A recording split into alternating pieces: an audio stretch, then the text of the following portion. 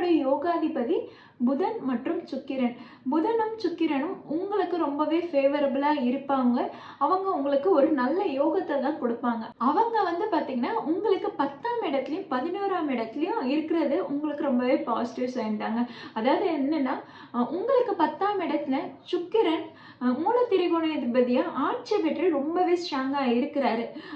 10ஆம் இடத்துல அவர் ஸ்ட்ராங்கா இருக்கிறாருன்னும் போது பார்த்தீங்கன்னா வேலை தொழிலில் ஒரு நல்ல மாற்றம் நல்ல முன்னேற்றம் இருக்குங்க. ஸோ நவம்பர் 3ஆம் தேதியிலேருந்து பார்த்தீங்கன்னா உங்கள் வேலையில் ஒரு நல்ல மாற்றம் ஏற்படக்கூடிய மாதமாக தான் இருக்குது. அதே மாதிரி பார்த்தீங்கன்னா 11ஆம் இடத்துல உங்களுக்கு யோகாதிபதியான புதன் வந்து 11ஆம் இடத்துல இருக்கிறாரு. அங்கே செவ்வாயோட இணைவு பெறாரு. செவ்வாய் வந்து அந்த ராசியோட அதிபதி. அவர் ஏற்கனவே ஸ்ட்ராங்காக இருக்கிறாரு. அவர் கூட இவரும் இணைவு பெறும்போது பார்த்தீங்கன்னா இன்னும் டபுள் ஸ்ட்ராங் ஆகுது. ஸோ தெளிவான சிந்தனை கிடைக்கும். கரெக்டாக ஸ்மார்ட்டாக யோசிச்சு அழகாக மூவ் பண்ணுவீங்க. எல்லா பிளான்ஸையும் சூப்பராக எக்ஸிக்யூட் பண்ணுவீங்க.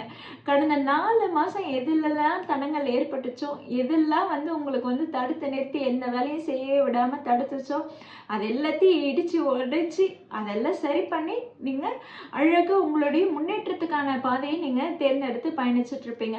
சரி, ஓகே. செவ்வாய் சூப்பராக இருக்குது, புதன் சூப்பராக இருக்குது, சனி சூப்பராக இருக்குது, சுக்கிரன் ரொம்ப சூப்பராக இருக்குது.